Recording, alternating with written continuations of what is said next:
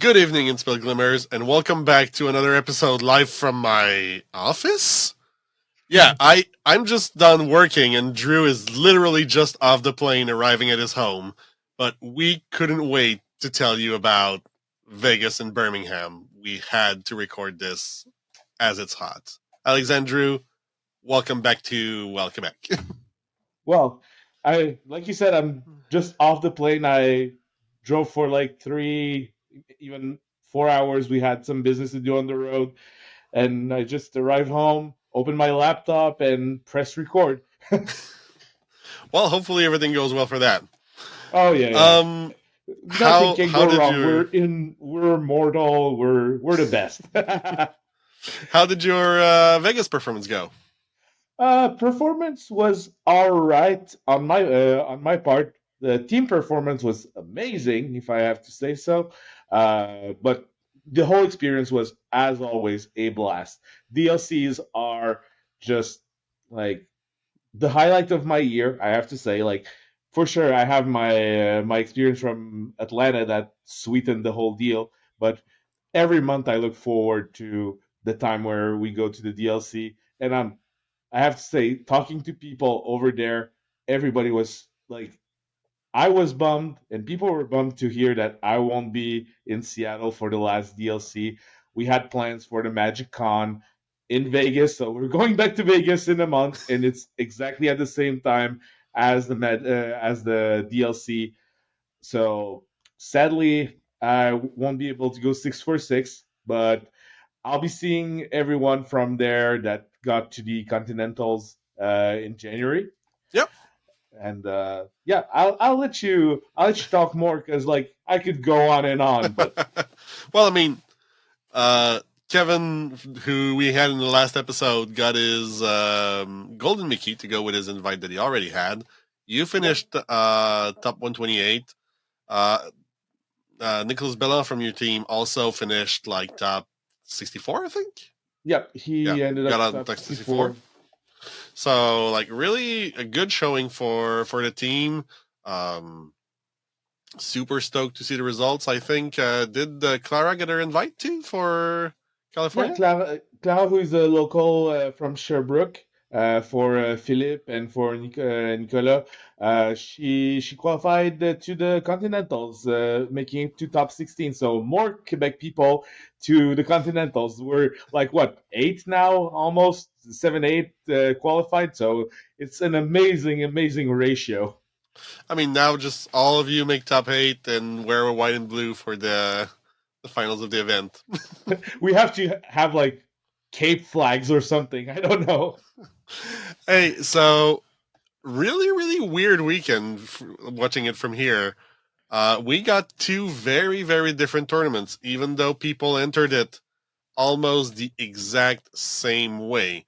Like when looking at the day one for Vegas and Birmingham, it's almost person for person the same percentages, the same amount of people who entered with every single deck. Ruby Sapphire was 22% in each. Amber Steel was 20% in each.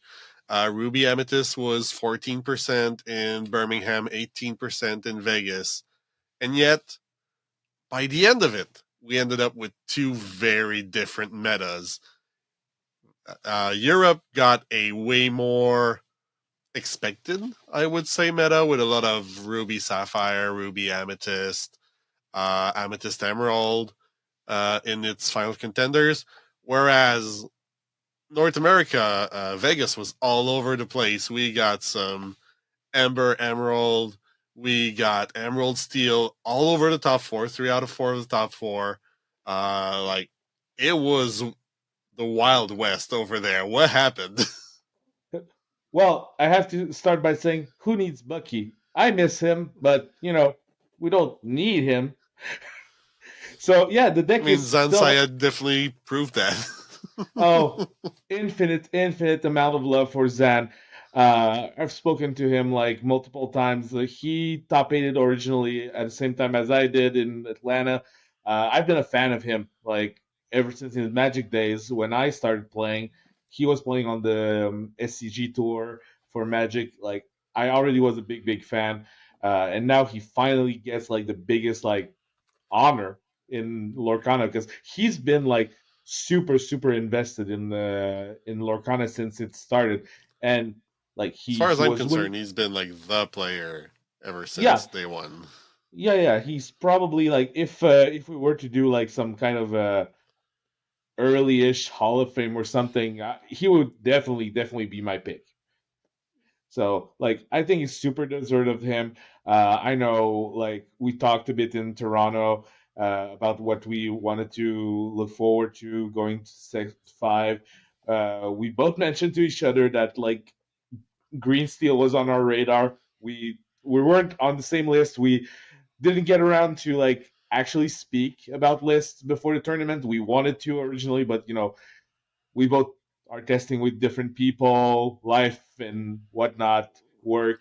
So it didn't line up, but yeah, his version. Like I saw his version originally on Friday, playing in the side events. We're in the same side event, and he was going like undefeated, and I was just like, whoa, whoa. Okay, it's very cool. It's really like a throwback from set number three. Not my version of set number three, Green Steel. It's like really like the version I kept on playing against. If anybody had watched that top 64 in Atlanta, the more discard heavy Species oriented. list.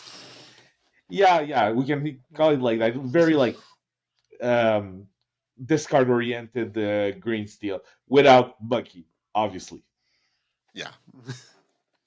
So yeah, the I have to say like I think we were preparing for this video like 2 minutes before hitting the record button, and I told you like I have a lot of opinions. I have a lot of things to say about like the differences between the both meta games. Like you can go back to the Europe slide. In Europe, what I felt was people. Well, I've looked a lot at the DLCs stream from Europe, and the players tend to have a really different play pattern. They play kind of a more safe Lorcana. They will try and innovate with card choices and like spices in known decks, while in America we're trying to go all out. We're trying to break archetypes. Like the, I don't think anybody had the red on Emerald Steel being the breakout deck of the weekend in Vegas. Like, I think nobody had it. Like I played Green Steel. I played something adjacent to my old version from Atlanta, and it did well enough. Like I ended up in the top 128. The only thing was I lost round one to Blue Steel to Blue Red, which is an unwinnable matchup in my opinion. But like that hurt in my tournament a lot, but I still think it was a strong showing for the deck. I mean, we even got a Ruby Steel showing up in top 64 in day two Vegas, which I Ruby was like Steel. completely taken aback. Seven dwarves in there, Flynn Rider, like it was out of the blue, but the deck performed. Like one of them Well, slipped in. top 64 is nothing to scoff at out of 2,000 people. You know. Exactly. Like Yeah. I'm No. really proud of whoever. I'll need to figure out who played that deck because I'm really proud of that player for coming up with such a spicy list and bringing it all the way to top 64. Oh yeah, Like it was a spicy nugget. Like I watched the list a bit because like the people that I know that were in top 64 sent me the list for the decks the day before they got on inkdex.com, and I was looking through the files and I saw the Ruby Steel, and I was like, "This is wild! This is wild! I want this to at least do remotely good." I don't think it got far enough in the competition to get the Continentals invite, but still, very happy to see innovation coming from the United States. and as far as our day two, like I don't have the exact numbers for the full day two in Birmingham, but we can say we had a very diverse day two in Vegas with like 5 decks at 13% or more representation, and even up until Emerald Steel took up like almost everything, it was still pretty diverse. Like I Oh was yeah, looking at the lists, and like by the time Kevin was there, we still had some green purple, so Amethyst Emerald. We still had a Ruby Sapphire. We had Kevin with his Amber Emerald. We had some Emerald Steel, obviously. Like almost everything was there except Steel Song. yeah. Well, that was my read. I spoke with a lot of established people during the tournament, and we all agreed that Steel Song was not the deck for the tournament. That like super high 22% showing of Ruby Sapphire is not what you want to see when you are playing the whole new world deck. Like it's super brutal to try and just get on top of that matchup.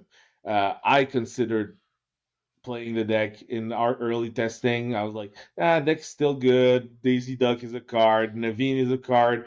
I tried it, and I was off of it like quite fast. We were testing against it to be sure that we our decks were relevant, but it was quite clear that we didn't want to be in the spot to face Public Enemy number one Ruby Sapphire on an uphill battle, which I still ended up doing by myself with my green steel version. But that was a choice, an interesting choice because at least my matchup was good against Steel Song. Yeah, at least there's that.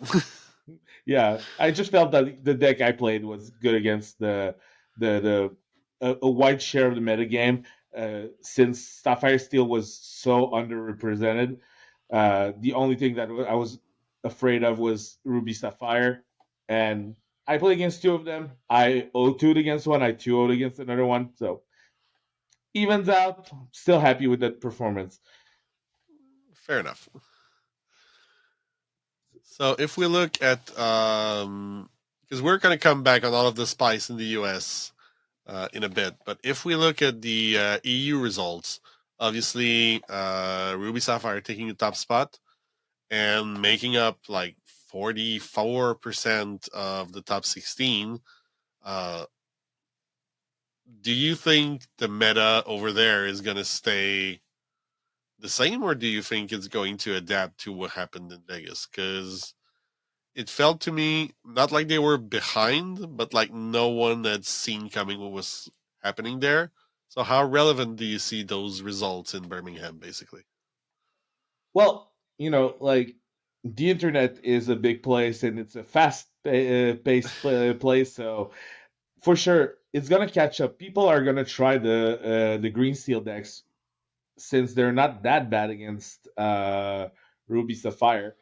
It's gonna catch up. It's gonna probably homogenize the worldwide metagame. The thing is, the the data that we'll get from Europe is going to be very minimal since the last DLC of the year is in Seattle next month. And then the next big tournament is going to be Continentals in Europe with set number six. So, whole new metagame again. They are going to be the ones that are going to try to figure out before us in January. That's what we're going to have to study to work on our projects for January.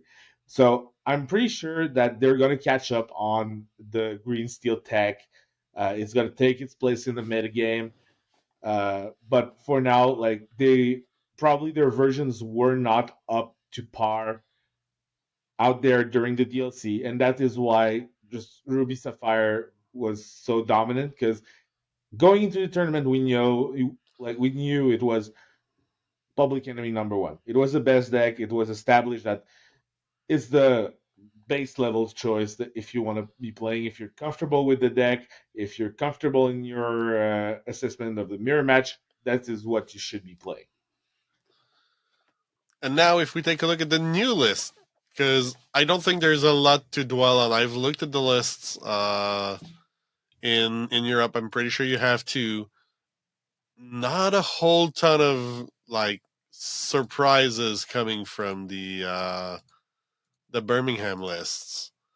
Uh, No, like I like said, sometimes there's sometimes a fang crossbow in the winning list. yeah, that's the one of we were quite aware of it because of the old version from set number 4 where the items list, the Maurice Workshop really item The heavy version with the list. queen. Yeah, the Queen Diviner, exactly what I was what was slipping from my mind. So it was kind of a known value, but like still kind of fringish. But that's what I was referring to when I was saying Europeans like to spice it up with card choices rather than deck choices. So their Yep. intricacies for deck building lies elsewhere. But the list is fairly stock. It's like you see here, this player decided to include the Queen of Hearts, the 2-drop that is rush, instead of more controlling package of like the crossbow that just is gonna destroy Maleficent Dragon, a Sisu, and whatnot, which is a good mirror breaker. That's what I was saying going into the tournament. You need to have a good mirror breaker plan to be able to face off against the mirror. Yeah. So basically, what you're saying is that the um, games in Birmingham lied a lot more, and I don't want that to sound dismissive of the American players, but that player quality played a lot more role than deck choice, in your opinion, in Europe. Because if everyone's playing fairly stock lists, then it basically comes down to player quality, right? Yeah, well, in a way, yes, because you're not gonna surprise your opponent with your game plan. You're gonna surprise him with specific pieces. So that I wouldn't say player quality. I would just say with like play patterns uh and line choices within the games. So because I wouldn't consider it to be strictly player quality because a quality as a player is also deck building. We're not used to that in other games where meta games really solidify really quickly, whilst in Lorcana the game is so young that you still can just like work around what is trying to solidify and just like break the mold like we did in Las Vegas. So that's what I would say. Like I think the players are just focusing on different aspects of what means to be a good player. In Europe, players are gonna focus on the lines, on how to trick each other with tech cards, while in America, we're just attacking the whole meta game as deck builders. Well, that's great. And let's go on those lists. Let's look at Zan's list for a second. The winning list of Vegas, a very very particular Emerald Steel I that think of I'm assuming the three players of our top four probably talked together and planned their list together, given how extremely similar they were for a deck that wasn't on anyone's radar. And I have to say it's quite a thing of beauty. Like I tried something quite adjacent to those lists without even talking to the guys while in testing, but my values were off, and I dismissed the deck in favor of what I decided to play in the end. I had a package with like the muses going to Anna, trying to go like infinite. Zan did that during the finals, and it was such a beauty. Like I was I was literally excited seeing that on screen. I was like, wow, That's how it's supposed to go. Like, because I knew about the line, but he just executed it in the game, which is not easy. It's like it's three moving pieces. It's the muses, Anna, and a song that deals damage. So you can just like loop your Anna, and it's so great to see. Like it's just a cool engine. Like the Yeah. whole deck, the whole deck is a cool engine. Like it has one of my favorite cards in the whole game, which is Morph Space Goo. I played for Morph Space Goo in my deck. These guys were all on Morph as well because they recognize how good it is to just shift Diablo, having more ways to reliably shift Diablo, to shift Tinkerbell, to be aggressive, to shift Beast Tragic Hero, to just like keep your hand high or the aggression high if you happen to need it. So and what I loved about Zan's deck is he decided to go with four hypnotizers. I remember running two hypnotizers in Atlanta, and people were like, "That's quite an odd choice." And I'm like, "It's very very good with Prince John. You just like slam that, and you're like, you discard one, I draw two. Now I'm garnering some real card advantage." Yeah, now you're ahead. Oh yeah. And we saw the power of drawing those cards in game one of the final with Zan against Chris. Like that game, if you have the opportunity to have an hour to spend, viewers, go watch that first game. Probably the longest game of Lorcana you'll ever see, but such an amazing game. It Such talented players battling it out. It's the core of what Lorcana is all about in full display. Like I was completely strapped to my seat for like that whole hour, basically. Oh, I was like on the side of the stage, like they had set up a screen on the side of the stage, and I was like just on the edge of my seat. I was looking at it, and I was like, "That is what high level Lorcana looks like." I haven't been that excited since like a few years back when there were like really exciting people on the Pro Tour for Magic the Gathering Yeah. stuff like that. I was like really like my eyes were glued to the screen on the edge of my chair, like just holding myself, like, whoa, whoa, whoa, whoa, whoa, that is amazing. Like, also, deck building is so cool. Like, it just recognizes a lot of the, I don't want to say the holes, but like the intricacies of the metagame. If you look at Zen's list, if you scroll down a bit, you'll see that he decided to play four hidden code. So Two hidden coves. it's two. It's two. Sorry, he had a full two. I saw a list that had four of them. Sorry, and like Hidden Cove, I didn't include it in my list, but it's like it's such a great card to just offset ice blocks, to offset everything that blue red wants to do, because it all has to do with the power of your characters, with the strength. Sorry, of Yep. your characters. It It's like that little detail that makes your beast unable to be defeated by the Medusa. That like your Diablo is unbrawlable. unbrawlable cannot be strength of a raging fire. Not strength, but let the storm rage on.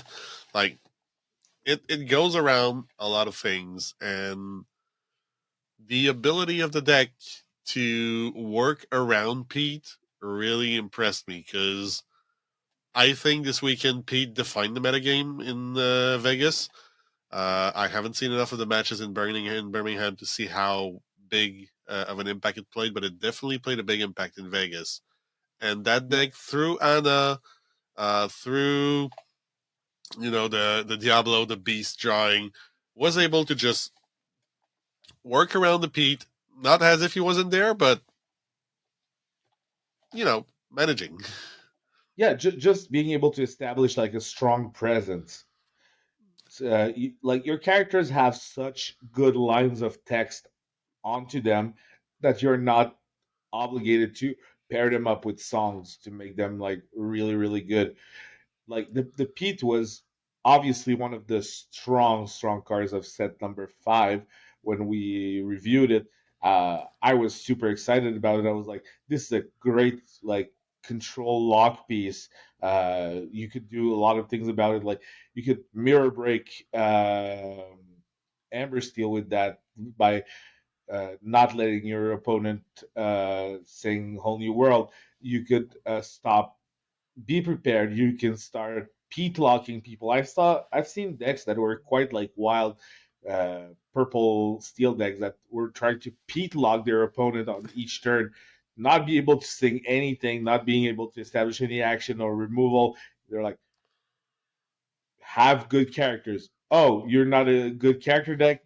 Well, that sucks. I'm sure Kevin will have a word or two about how nice Pete is, given that he lost his last game to like two or three Pete in a row, as he was having all these Yeah, songs in his hands. yeah, like that. This is the last part I've seen of his game. I was trying to watch his game because I was in the side event at this point. It was my last round, and I was trying to get into some prizing, so I had to leave before the end. But like he at this point, he already had been double peated, uh, and like I have to mention, I think I mentioned that on the channel quite a few times. I consider these tournaments to be like 50% preparation and skill and everything that you can hone, and 50% luck.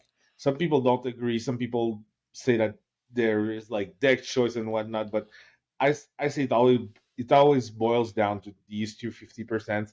And this is a great example of when a player is very, very, very skillful. Like I have infinite admiration for Kevin. Like he's a good friend of mine. He's my work colleague. He's kind of a mentor figure as well for Magic, and now even for Lorcana. He cracked the game.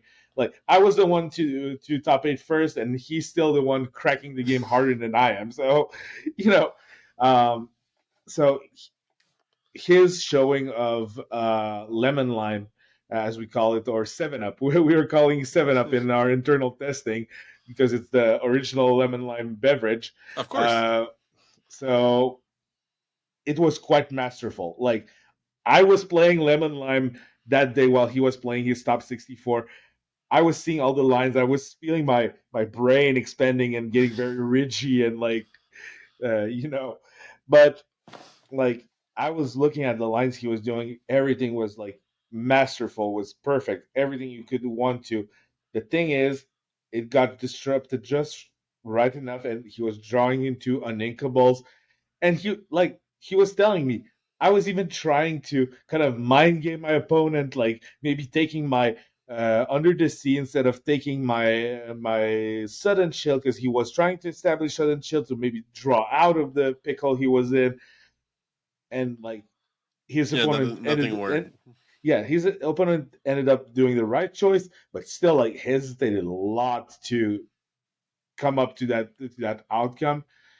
So those games are things of beauty. I would recommend you. Those are the games I watched personally while being there. I want to take photos for our friends for the store and everything.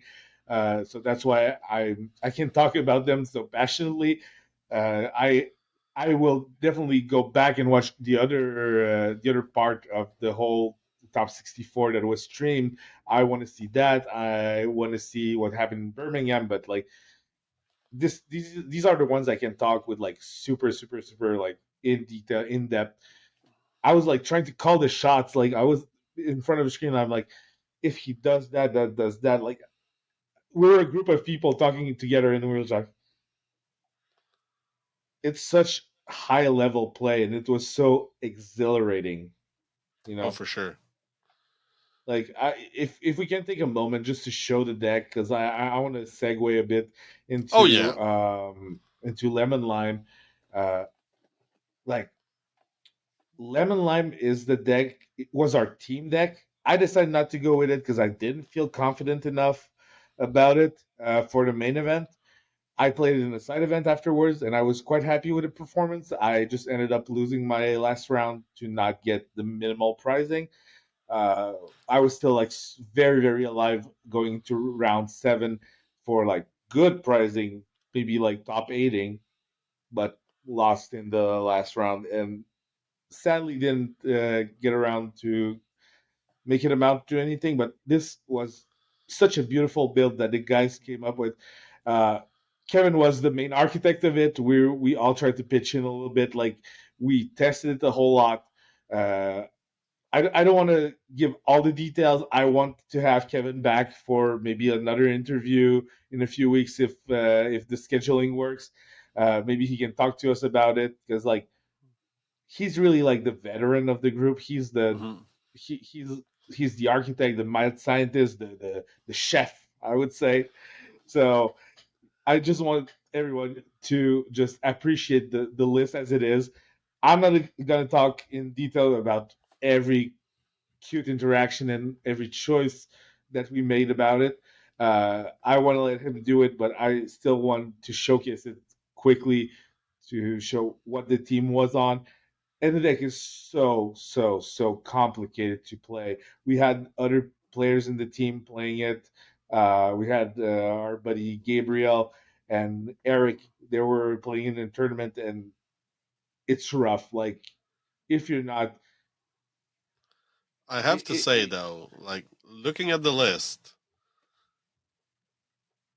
it is striking how close in play pattern and in like ideas it is to Zan's list that eventually made it through. Like you exactly. have the same discard basic idea with the green. You have the cove.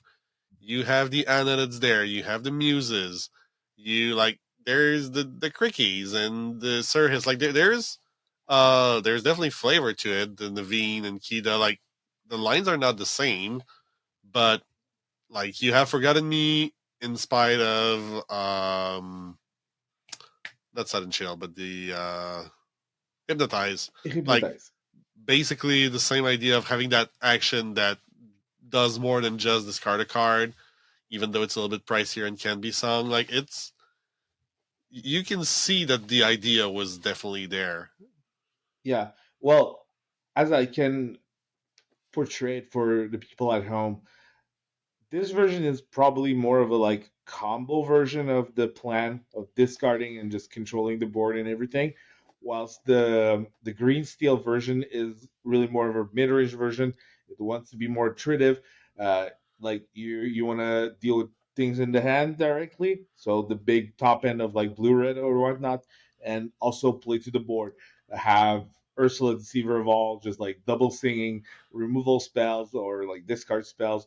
So one of it is more like I don't want to say low to the ground, but really more grounded, and the other one wants to go over the top. Like you see all the characters that we have here in Lemon Lime, they're all quite I would say underwhelming. I want to say they're all small.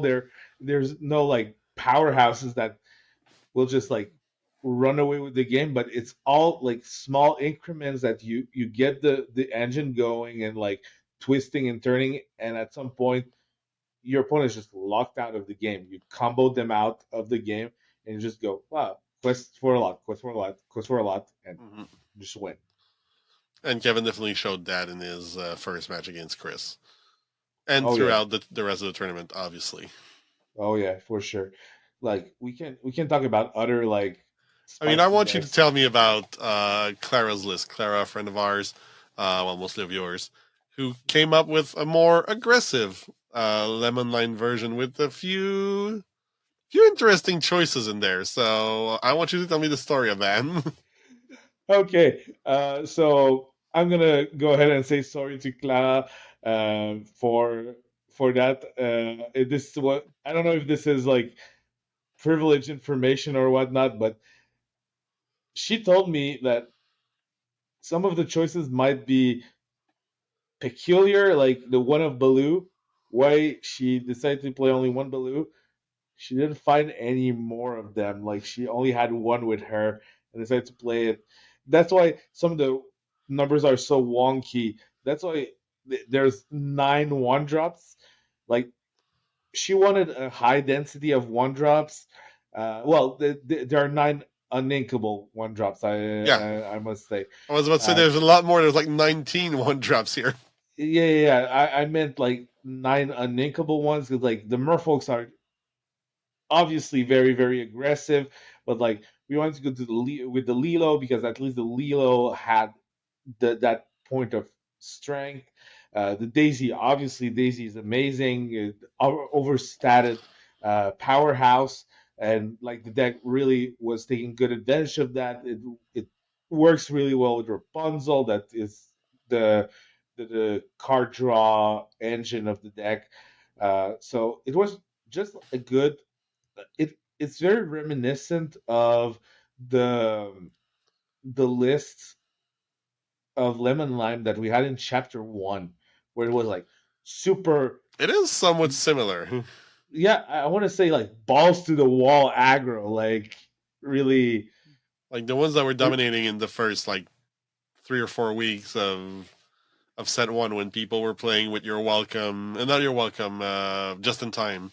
just in time. But now you don't even need just in time. You have more value, and like you don't need to overload on uninkables. Really, like the deck got so much better, and also got so much better at garnering card advantage with Rapunzel and Clarabelle. Clarabelle, whew, what a card! What a card! We have to talk about what Clarabelle Genuinely does. surprised not to have seen her like more present in this DLC on either side of the pond. To be completely honest, I think the The Amethyst Emerald lists were running a few Yeah, yeah, as a top I end. yeah, I remember the mid-range list really taking advantage of Clarabelle. I remember Nicholas that went to top 64, had some Clarabelles in his aggro purple emerald deck. So it's it's a, I must say I was amazed because I myself was playing three Clarabelles in my list. I was able to shift her off morph, and it was immense against Ruby Sapphire to be able to just like, okay, now I have a 5/6 that's a real presence on the board that just drew me like 4 or 5 cards, and it locks me back in the game. I'm supposed to be like shields down, weapons down, with nothing else on the with not much on the board, and now I'm just like, oh, I still have all this fuel to go out from. So that this is a great, great, great tool, I feel, against blue red. Oh, for sure. Like she trades with Maui. She like draws card the second she comes on the board if you play her right. Like it's an interesting list and definitely an interesting card. Yeah, Hopefully she gets her time to shine soon.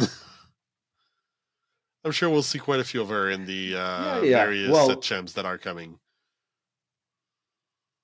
oh, I'm sure. Like I said, it's a great card, and as I mentioned with about um, the whole American ideology of like deck building, I don't think there anything is set in stone. You're always able to kind of work around stuff. I've seen at the beginning of the metagame some lists that really like tickled my fancy. There were the blue green list. I know blue green is one of your personal favorite as a card combination. It's like an item deck with Hiram that draw a lot of cards, but also you have your quill deck that empties his hand a lot, and then go into Clarabelle to just like refuel that. It was doing a lot of stuff. I remember this early list. I've seen some people trying to pilot it in the side events and stuff like that, and it was like I was on the top table, so the people right beside me were also on the top tables with those lists. Wow. I mean, with today's spoiler, I definitely will be building a budget version of Emerald Sapphire for the next set, as there's going to be a bunch of shenanigans enabled by I have a blank on his name, but the villain from Big Hero 6. Yokai. Yokai, exactly. Being able to basically have a Hiram at home effect will be very nice for players more on a budget that don't necessarily have the money to go buy for Hiram, do all of that. Really excited about the possibilities of bouncing your incasters to draw more cards, bouncing your popsicles to draw more cards. A little bit similar to what Hiram would do by sacrificing them. So I have to mention definitely, yeah, you're showing a list of Ruby Amethyst that made it to the Ruby. top four. Yes. Yeah, I think the big loser of the whole weekend is Ruby Amethyst. It's the deck that got the least cards from the new set. Yep. Well, that people are willing to try. Like the only cards I've seen from set Elsa. 5 is Elsa and the library, and Yeah, and it's not and even people. shown like on the top. The top deck doesn't even play the library. It's just Yeah, Elsa. yeah, exactly. So I think it's the biggest loser. I don't want to say the deck is not good anymore. Obviously, it performed again. It was showing a whole lot all across the top 64s. The only thing I have to say is I think the new technology might be more appealing to people than just the good old reliable, and Yeah. that we might see a lot less of red purple in Seattle. This is my call right now.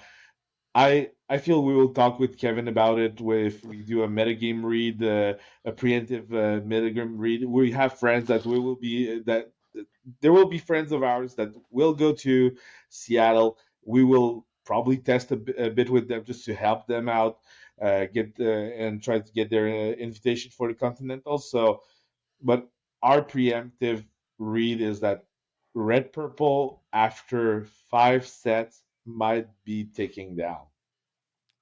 Although, for what it's worth, at $200 for the deck, it's still a very appealing option. Like someone The- who's more on a budget from a competitive side, building a competitive $200 deck is still something that needs to be commended for.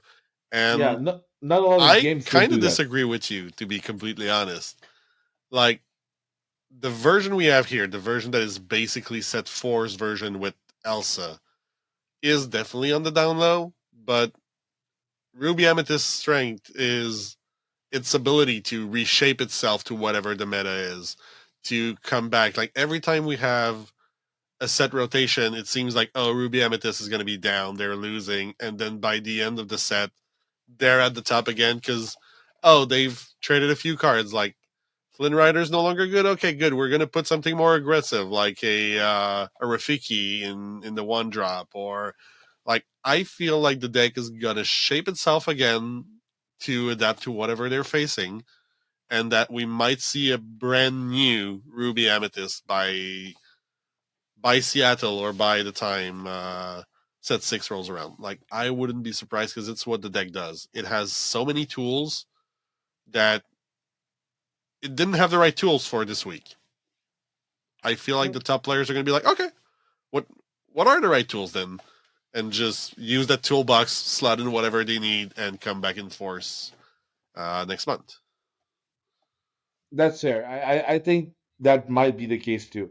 Uh, I probably won't be the one to put energy into figuring out what's doing. Like I know I have friends that were playing the side event with me that were doing quite well with a build of this. They were trying some libraries, they were trying some Elsas, they're trying some other stuff from set 5.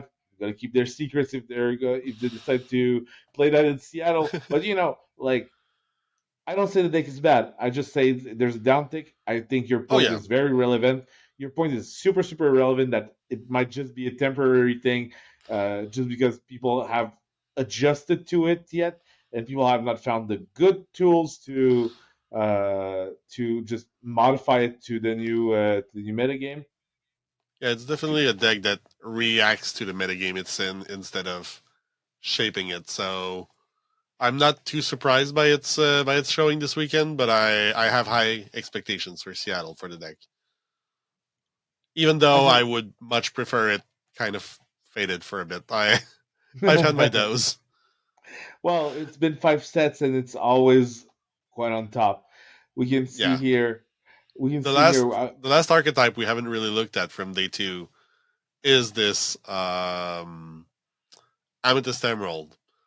that is a temple list that I've personally tried and couldn't make work for the life of me. I don't think I ever got like the actual goal of the archetype, but it had a really great showing in day two, so clearly there's something there. That's a pilot thing Hmm. for me, but really interesting like card choices here for sure. Well, that's the thing. That's why I was saying I was quite down on Ruby Amethyst. It's just that I feel that now with the inclusion of Emerald in the deck, you have the purple core. It's always the purple core of the Mims and the Merlins. That's that's I think this is going to be very very hard to phase out and to justify not playing in any purple list that you're going to see going forward. It's going to take a rotation, or I don't know, the printing of something way better than that. And I'm scared to say that something might be better than that because this has been present since set two. Since set two, it's a mainstay of the game, not of the color or whatnot. It's of the game. It has shaped the Yeah, game since its inception. And now what I want to say is like instead of using Maui and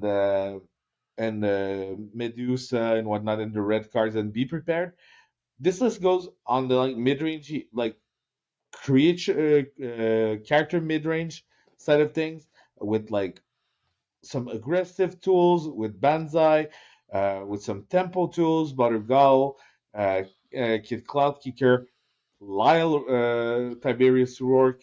I think is a every now and then I feel it's just surfacing up again as a kind of sleeper card that people kind of tend to forget, and then it comes back. It's super pesky. You cannot rat the board for against this deck because you're just gonna lose a bunch of lore, and they're just also gonna do stuff with what you destroy. Draw from rabbit, gain themselves lore from the goat, and also they have such powerful top end now with Ursula, Sea Witch Queen, and and Clarabelle Clarabelle. again. Clarabelle again. We've sung the merits of Clarabelle for the past minutes. It's a great card. So and you see the usual suspects with like the Queen's Castle, which is still a very nice way to round up the game by the end. You see Cricky, that is a nice concession to all the locations still played in the format to be able to just like ram into them and take them out in one fell swoop. And I'll say that it's a lot less reliant on actions than Ruby Amethyst. So in the format shaped by Pete, I can see the value of that. Again, when I tried to pilot it, I think I would need some coaching on like the lines of the deck. It didn't seem quite as evident as some of the other decks, but definitely a fun archetype to play with. And again, looking at the variety of decks that we had on day two and that ended up in the top 16, it's probably the healthiest the metagame has been since day one of Lorcana, and it was an amazing showing to watch the whole event. Exactly, it was exhilarating being there, being part of it, and I'm sure it's as exhilarating to see it from the outside looking in. Like I said, I want to watch these videos for top 64 of both events because as of now, for this year, I think my Lorcana playing, except for testing with people and preparing for Continentals, is kind of done for big events. So it's kind of bittersweet, Like I really want to help people. I'm probably gonna try to focus on coaching people as well for various events.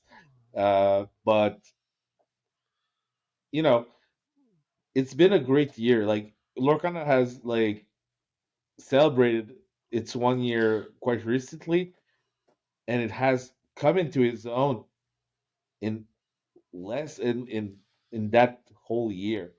Yep. It's amazing to see a game doing so well so fast. And now it leaves us with one question. We're about 2 weeks away from the first set champs for set five.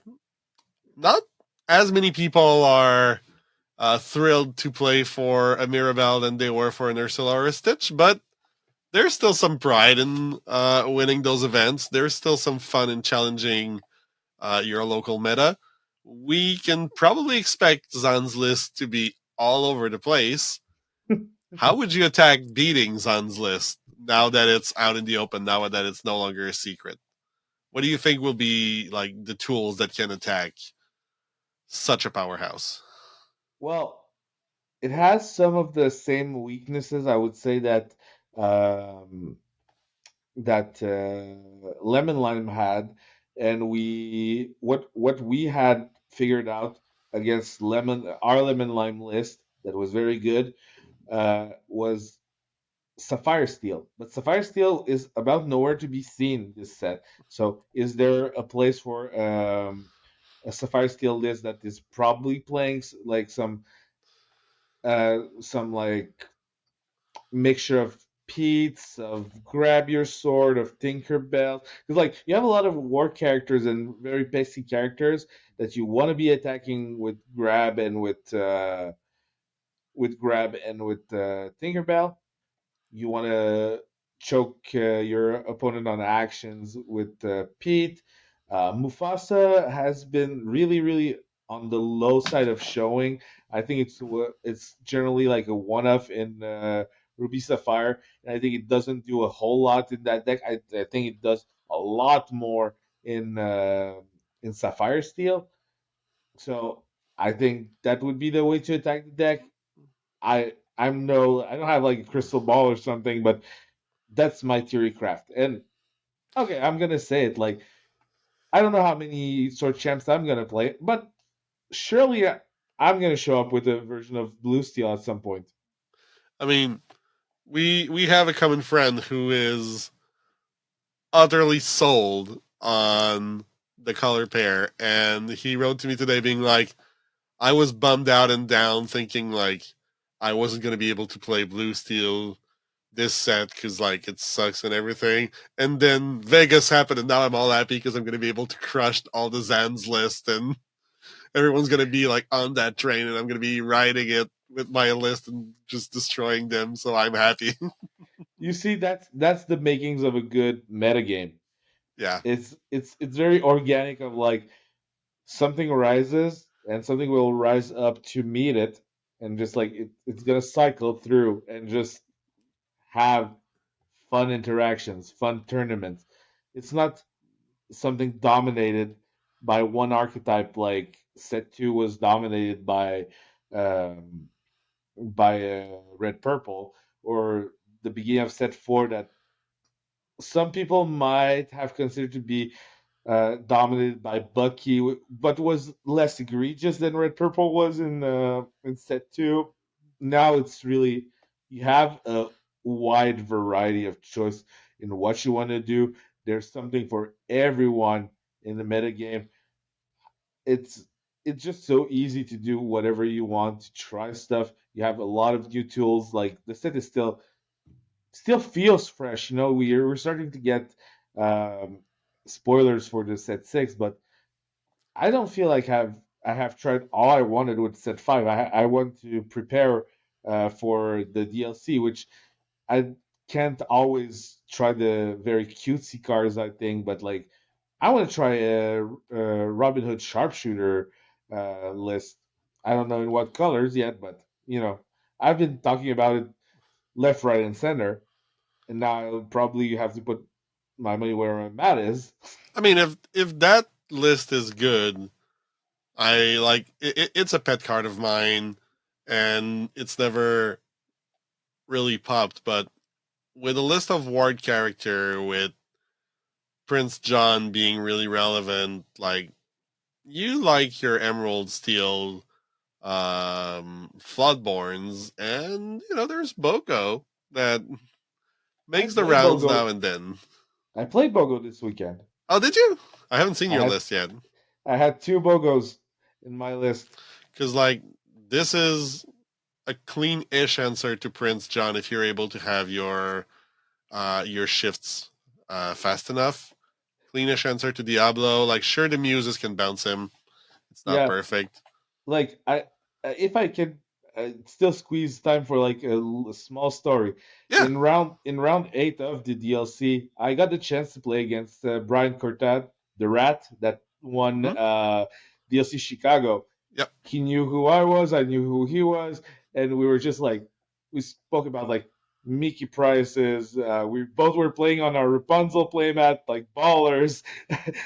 People were looking at us. Were like, they were like, we're playing uh, beside royalty here, or whatnot. And I'm saying that all jokingly because I don't want to seem all arrogant about it or not. It was like all in good fun, and like we had some really really cool games. There were back and forth. He was on something really similar to Zan's list. I think he was in on with Zan for the building of the deck. Maybe um, some variations of numbers here and there. I don't think he was very heavy on the hypnotizes. Anyway, we played that match, and we were both like at that point we both had one loss. We knew that drawing would kind of probably spell the end of the tournament for either of us, and we still played like amazing games. We had a lot of fun. I ended up running hot and beating him 2-0, but like you were talking about Bogo that was good against Prince John. At some point, he was like on a double or triple Prince John board, if I remember correctly, in game 2, and I just like was able to top deck. Like I had a Bogo to just threaten that board. It was like, yeah, I have to deploy them. They're uninkables. They're just being stuck in my hand. And as soon as he was getting like a discard spell, he would have been able to just reload immediately. He wasn't lucky about that, and I found like a Diablo and shifted another Diablo onto it, if I remember correctly. Well, I played You two managed to flood. do the two Yeah, shifts in the turn. I played two Floodborns quite quickly, and he was like had the biggest smirk of like, yeah, your version goes bigger. It's very good against the pseudo mirror. Well, it's all those kind of little experiences that make those tournaments super fun. Yeah. Oh, that's great. And I hope you had your place at Havana before going to the tournament. They definitely are not the same price they used to be. How much are Spoiler they alert. now? They were $5 yesterday during like before the finals. They're at they were at 12 last time I looked. Like right now the online here is now marking 10.25, but they were over 12 around dinner time on TCG Player for All market right, so price. so I'm happy to have like 7 of them laying around, right? Yep, that's a good call. I might have rushed to like a few online stores near us yesterday to empty whatever they had left while they Because you were still need, affordable. yeah, you needed your copies, right? Well, I only had three, and as you know, I need two play sets in case both of us, my son and I, are on the same list when we do the events. So, Yeah, that's a good call. That's a good call. So you heard it first here, people. Buy your Annas. It's time while they're hot. all right, hey, thank you for joining us fresh off the plane, Alexandru. Thank you to our viewers. If you stuck around up to here, don't forget to like, subscribe, leave us a comment about did you watch the DLC? If not, what's the deck that surprised you the most? Did you see any of that coming, especially from Vegas or from Birmingham? Maybe you expected Birmingham to be completely different. And we are going to see you really soon with more deck decks. They are coming. Had a little bit of a health issue that delayed a few of our videos, but should be coming back to normal fairly soon. Thank you, Alexandru. Thanks to you at home. And we'll see you next week. Keep questing. Keep Keep questing. questing.